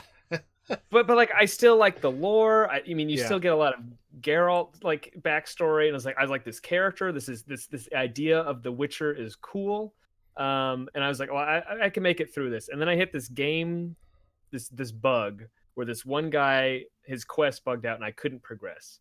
And I had to do this weird thing where I had to merge my save file with someone that I downloaded on the internet, and like to get, and it was like this huge ordeal. It took me like all this time, and it just kind of burned me out on the whole thing. I was like, you know what, screw it. I don't want to do this. And I just never went back to it. And then like everyone says you just need to jump into 3, but I have like this weird thing where like I still want to play 2. Right. At least 2 so that I can go into 3. And it's just like, I don't know. And then also I know just how big of a game Witcher 3 is. Mm-hmm. And it's just like I'd probably play it for like 6 to 8 months or something like that. Like it's gonna take me forever. I don't know. So like I'm still determined to do it, but it's one of those things I just haven't been able to tackle yet. I'm sure you could stream it. You get through those games pretty good when you stream them too, Yeah. You can put a good solid 8 hours in a day on those suckers. You get there. I would say as well too that The Witcher 2 aged a lot better than The Witcher 1 did. I also came into the series much like you. I was a little bit late, and I was recommended by somebody to skip over The Witcher 1. They're like, it's not that you're not going to want to be caught up to the world, it's that you're just not going to want to play this game right now. Like, it's just like The Witcher 2. I played it again. Judge me. I played it on Xbox 360. So I don't know how it aged on PC. You've been but judged. I can tell you that I understandably so. But the port to 360 played exceptionally well. So I can only assume that the original PC aged well as well. And That being said, though, oh my god, every lover of RPGs needs to experience The Witcher 3. Sure. Oh my god, yeah, you need to, Jimbo. You need to. Yeah. Do it. It's so good. It's gonna take your life away, though. You know. Yeah. So. It's not like MMOs. So that was our picks. Let me bring the picks up one more time real quick so everybody can see those. Our guilty pleasures and our ones that got away. It's such a weird juxtaposition, right? Right? I just wanted to kind of go opposite ends kind of deal, I a little enjoy bit. it. But there they are, in all their shame for some of us. For others, they're not so bad. Like Earth Defense Force. Okay, whatever. That's an okay guilty pleasure. That's a fine one. It's good. Yeah. Anyways, so cool. Well, that was a fun. I like that segment. I appreciate you guys for your input on that one. That was great. Oh yeah. Let's get into the last segment we usually do. Just a little bit of gaming news. And I don't know if you guys have any thoughts or anything. A lot of times when we do the gaming news, it's mostly just me talking because my other guys are like, yeah, okay, whatever. Sounds good. But in any case, I'm going to bring up a couple of things that I thought were interesting throughout the week. And actually 2 weeks, to be honest with you. And this was right after our last podcast when this news came out. And it was about the Pearl Abyss, which is the people who do Black Desert, acquired EVE Online, CCP. So that's an interesting thing for me because we know how bad Black Desert is with their transactions and all that kind of stuff. There's just they just monetize the game so much. So it's interesting to me. I wonder how it will affect EVE, if at all, since EVE already has like a baseline, like, you know, this is how the game is. They might change stuff. I don't know. We joked about it in chat that now you could probably buy lingerie for your spaceships. Because that was a big thing in Black Desert. You could just, you know, put that. I still have a code for Black Desert. I've always wanted to try it because it looks so like I remember seeing the previews for it and be like, holy shit. This game looks beautiful. Like, I don't play on PC, and I was like, I'll play on PC. Hearing you talk about it makes me happy that I haven't redeemed that code. I don't want to pay for lingerie. I want my lingerie for free. It's another MMO, so I didn't play it very long. I probably played it longer than most, but it is a very beautiful game for sure. Like 100% one of the best looking games I've seen in a while. And the amount of character customization is ridiculous in that game. Yeah, too, it looked nuts. Yeah. Anyways, so that was interesting to me. We'll see how that comes about, if there's any changes to EVE, which is another huge MMO that a lot of people love to play. So, in any case, second news story: old school RuneScape's launching on phones. Huh? I'm out. Yeah, no, I quit. Like I'm done. I know a couple of guys in our chat that would probably be playing this nonstop. Holy shit. Sorry, I honestly, I've had such a week, and I saw this news when I was reading the pre-stuff earlier. Is this already out? No, I don't think so. I think thank God. I think I have the release date. Let me double check it real quick. It comes out in October. Oh, actually, it is already out for you because if you live in Canada or Iceland or a couple other places, it is already out. So, anyways, it's download RuneScape to phone. It's podcast. It's supposed to go full release in October. I'm gonna download it in Iceland. Oh my god, it's legitimately called RuneScape 2. Yeah, old school RuneScape is what it's called. Yeah. I just assumed it was gonna be RuneScape done old school, but it's actually called old school RuneScape. Yeah. So, anyways, if it's you guys only 6 megabytes, that seems about right. If you like RuneScape, then grab it for your phone, the old school version. That's a good one. Guys. Anyways, did you see Kovac and Scholarly in particular that SpiderMan is getting a new game plus? I did see that SpiderMan is getting a new game plus. I was actually really excited seeing that it's been announced when I'm 15% away from finishing the game. So You're like, I can go back and play it again, baby. this is a good thing for me. What's good is I think Kovac mentioned. Now I don't know. You may want to be like a purist, possibly. Sorry, my wife just. Yeah, go ahead. Go ahead. You may want to be a purist, possibly, but this is maybe a good way for you to, because you said you wanted to beat it on a harder mode.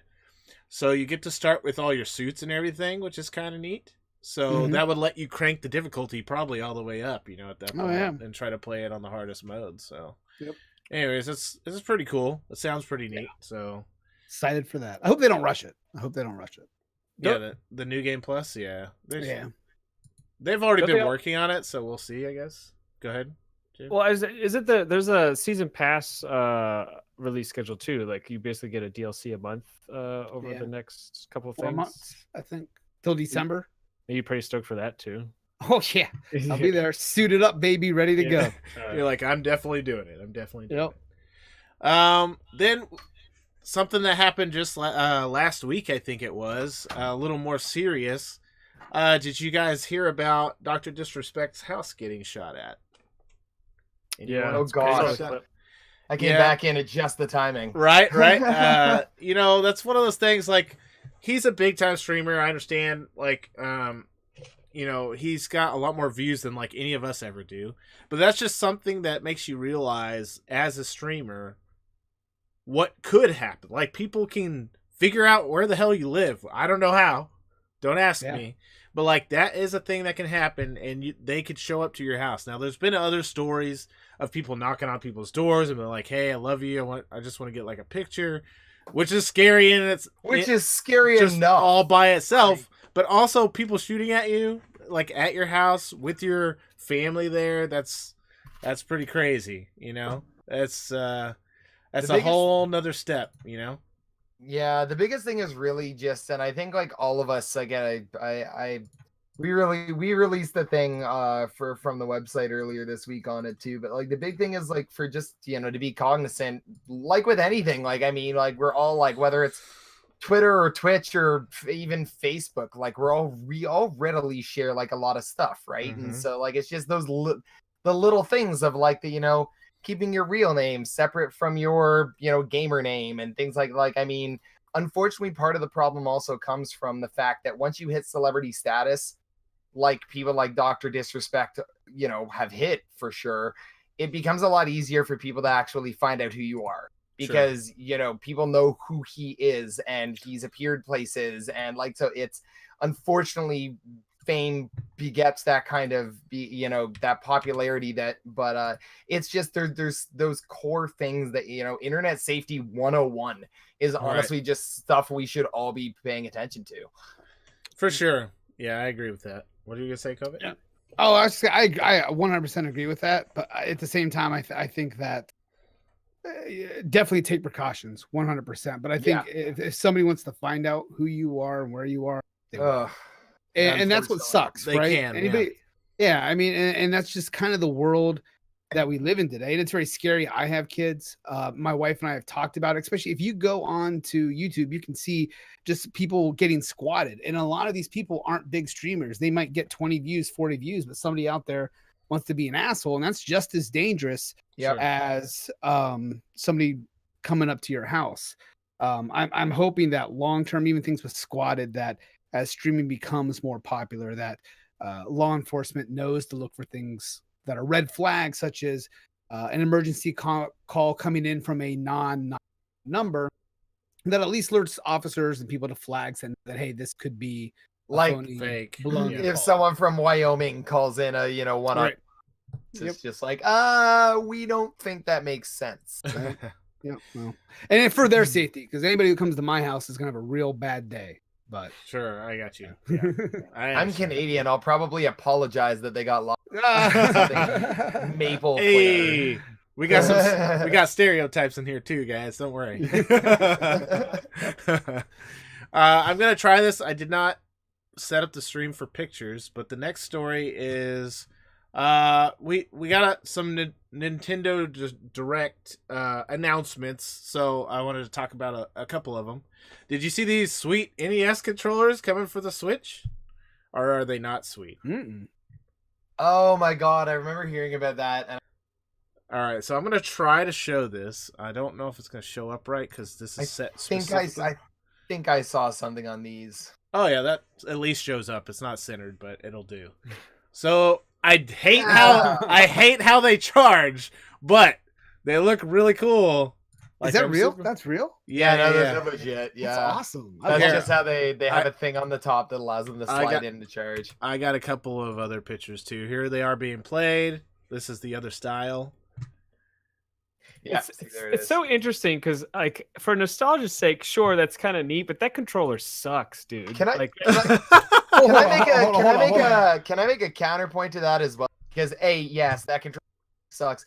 B, you removed the virtual console from the Nintendo Switch and you haven't given it to us, and you're gonna fucking give us an NES the consoles, controller? yeah. Pardon me, but fuck you, Nintendo, because like that is a bull. I paid for, Punch Out and Super Mario and the original Kirby's Adventure for the Wii. I paid again to have them on the Wii U.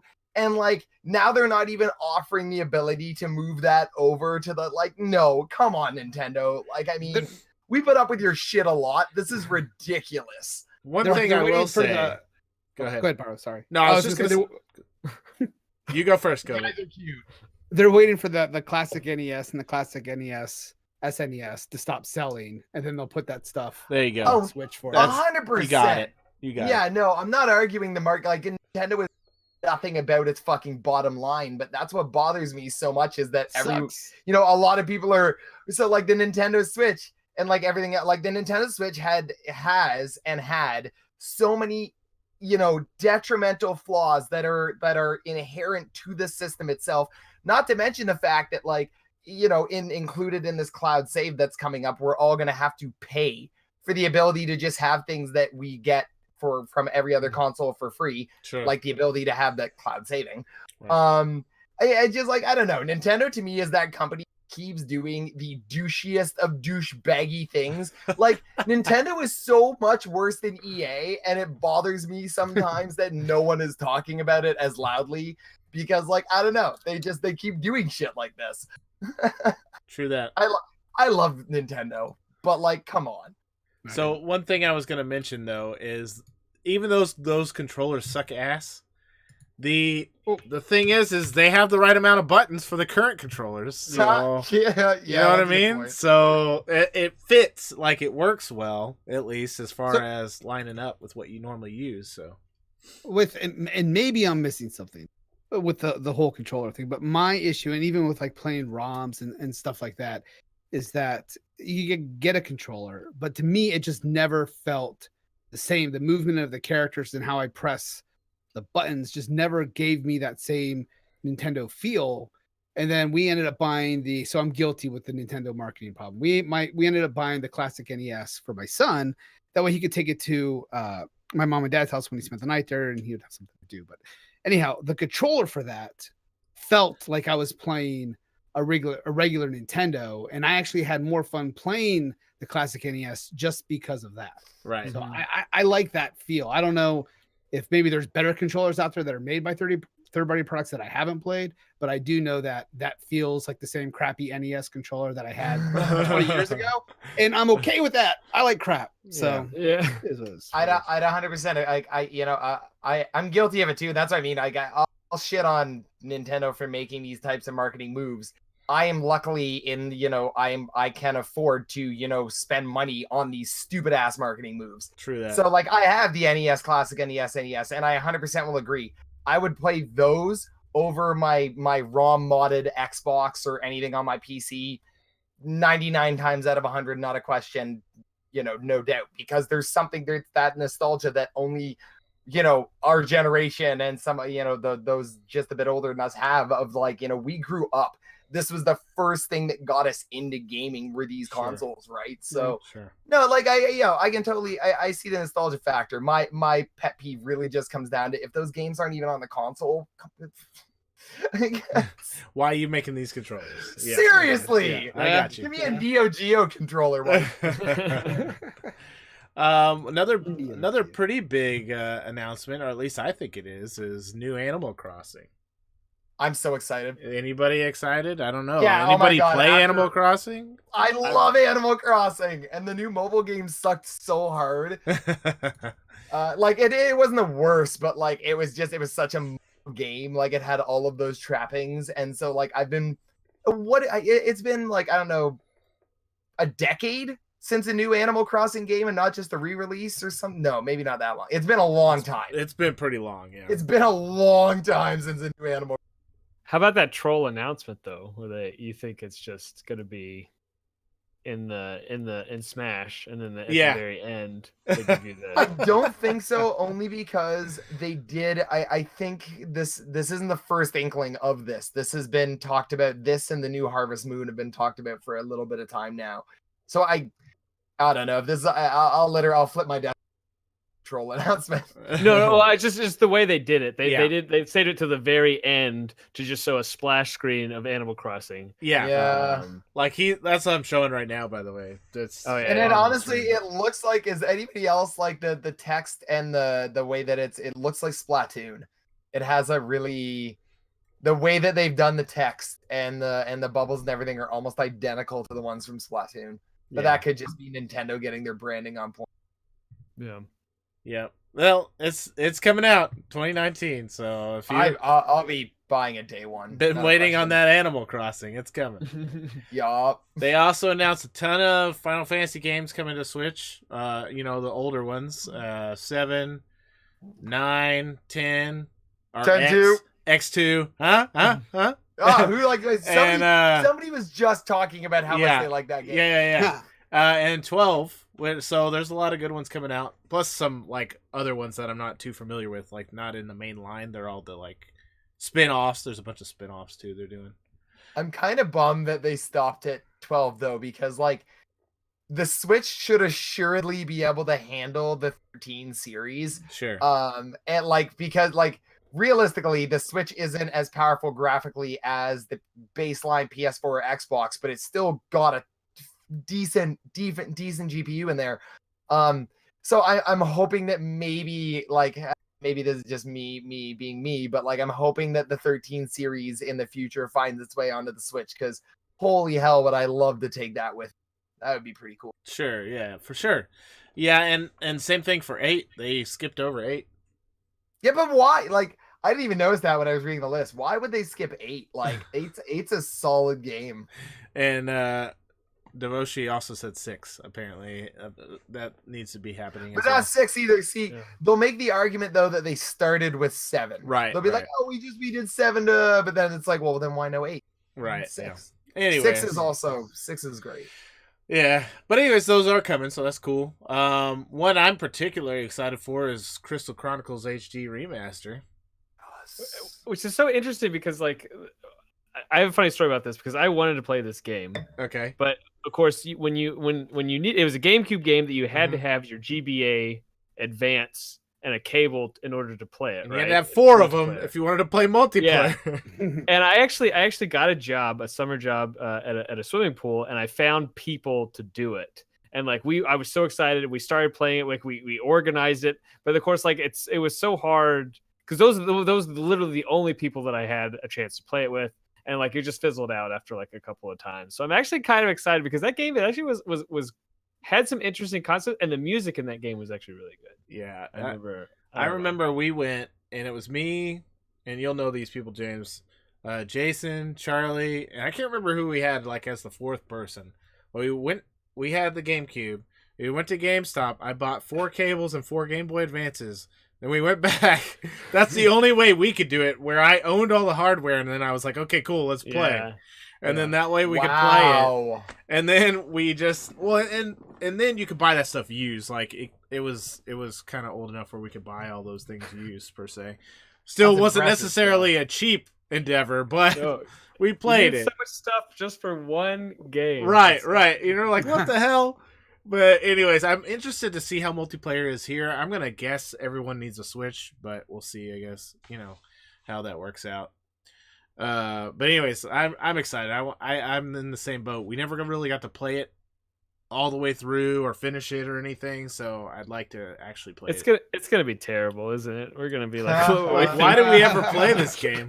Oh my god, this was, and the music was horrible. Yeah, we're like, oh no, it's wrong. I thought this music was supposed to be good. Yeah. Katamari Damacy, anyone? Yes, please. Remaster as well. Yep. Yeah. I loved playing that game. I think my wife may be more excited that game's coming out than I am, because that's like one of the few games she doesn't play a ton of games. So that's one of the few games that like she loved playing. So that'll be a big one in this house. Touch by Katamari. Yeah. I mean, or whatever it was called. Yeah, Yeah. I don't. I've never played them. I used to, as a Vita owner, I see it all the time, and I'd be like, "This looks awkward," and then I just would skip past. I'd be like, "I don't want to touch it. I don't want to touch your Katamari." Don't. Yeah. Don't.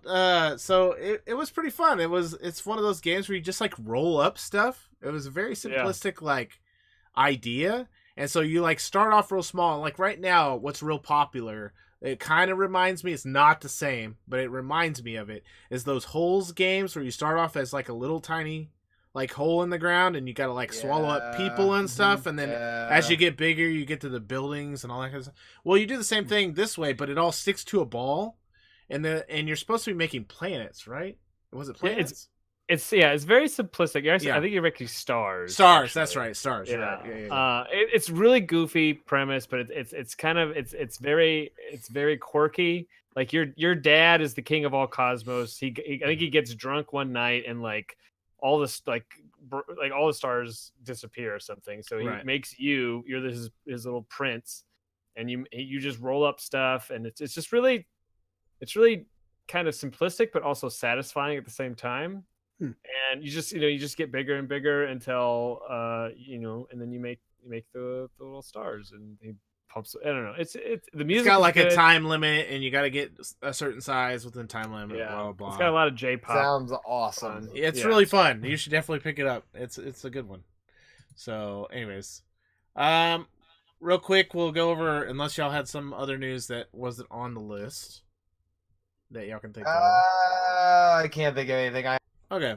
Up to date with news. So one of my more exciting things, news that came out is they're doing a Let's Go Switch.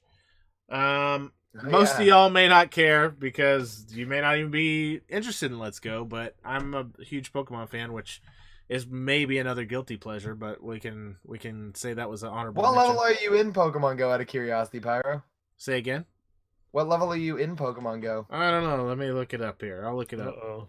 I feel like I know. I just wanted to be shamed by like a true Pokemon master. I don't know. I'm not that high. Like, so I'm not like a huge Pokemon Go guy, but Let's Go looks good because it goes back to the Kanto it combines. region. Yeah. But I think I'm like level 30. Once it loads, I'll tell you for sure. Oh, nice. See, that's impressive. That's impressive. Wait. What are you, Scholarly? No, I honestly I just right now either. I'm pretty sure I just hit 30. Honestly, my wife is the one that keeps me going on Pokemon Go. She's not even a huge Pokemon fan. I'm like you, Pyro. Like I grew up on that shit. Ooh, Pokemon Blue was one of the first games I owned. Yeah. But no, my wife sustains my Pokemon Go. Yeah, there you go. Yeah, I'm actually 29, so I'm not even 30 yet. Almost. So Crystal Chronicles was my other one for me. So those were my most exciting news. Kovac, yours. Well, there's two of them. SpiderMan, right? Yeah, two of them, and one of them is good news to talk about real quick as well. But the SpiderMan, okay, yep. Yeah. I'm definitely pumped for the sequel to SpiderMan. I made a comment. I hope it's not rushed. I hope they don't do anything drastic. One of the things I talk about a lot is I hate in movies and sequels today. It always has to be bigger than the original, right? It's like, hey, origin story, save the country, save the world, kind of like in that order. And I'm hoping that the game can still stay as grounded. It doesn't get overflooded with villains and all that good stuff. But I love the universe that they created. It doesn't follow comic books. It doesn't follow movies. It is its own entity, and I can't wait to continue exploring. Yeah, for sure. Yeah, I got you. What about the other one? Now the most disappointing news of today. It wasn't, 'cause because this was our exciting news, and then Yeah. just today this changed. right? So I've been hyping Mavericks, which is a battle royale game coming out. That's going to have multiple different battle royale modes. At least that's my understanding. So you have games like Battlefield, Call of Duty that have these different game modes, Conquest, Capture the Flag, whatever. It's centered around battle royale with different modes within there. One of them, for instance, is 1,000 people in one game dropping in. And yeah, so Looks awesome. right. I mean, it sounds awesome. It was supposed to be released in August and then was pushed back to September 20th. And people who are part of the Founders Club that you had to pay for would get access then to it. We received an email today that has been pushed again, not to October 20th, but all the way out to November 29th. So hopefully in 2018, we'll get to play. You received an email like a day before it was supposed to come, or 2 days 2 days before it was supposed to come out. Yeah. Brutal. And I was talking to one of my buddies in real life on our Slack channel, and because I think they were trying to convince me to play this Rust wipe that starts tomorrow. And they're like, what are you doing tomorrow? I'm like, Mavericks, Mavericks, buddy. And It's safe.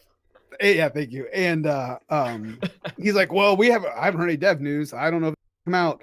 And then I get the email. It's been pushed back. I'm like, no, I can't do Rust. Looks like you're playing Rust. I have a colleague who's trying to get me to play a Rust wipe every week. Rust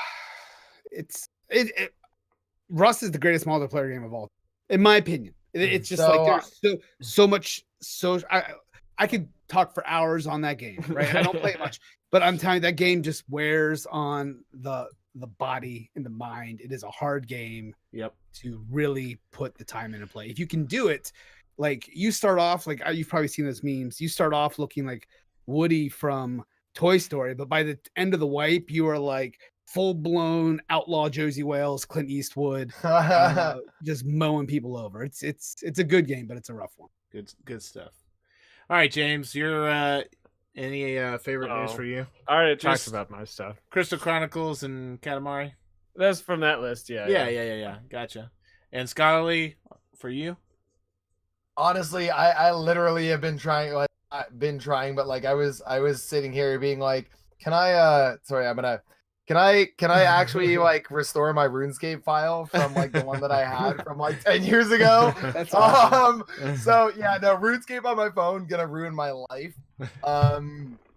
Other than that, yeah, no, I've already bitched about Final Fantasy 13. No, I honestly, normally I'm a Newtown. This week I stayed away. Like I didn't have time for much gaming news. So I'm actually more grateful that you shared it all with us, Pyro. Yeah, sure. Well, guys, that about wraps it up for us. I want to just real quick, anybody who's still in chat, I'm going to give some shout outs to these guys. Go check them out. Check out their streams, their social media, give them a follow and stuff. I really appreciate you guys coming by and doing this with me. It's really nice to have some new faces every once in a while, kind of break up our normal podcast. I really appreciate you guys for agreeing to doing this. Thank you so much. Thank you, man. Yeah. Thank you, buddy. Yeah, thank you. Guest set up hype. Thank you for that sub bomb at the end there, buddy. But yeah, you guys check these guys out, and hopefully we'll see you guys in 2 weeks. We got some other special guests, more real life friends this time though. Nice.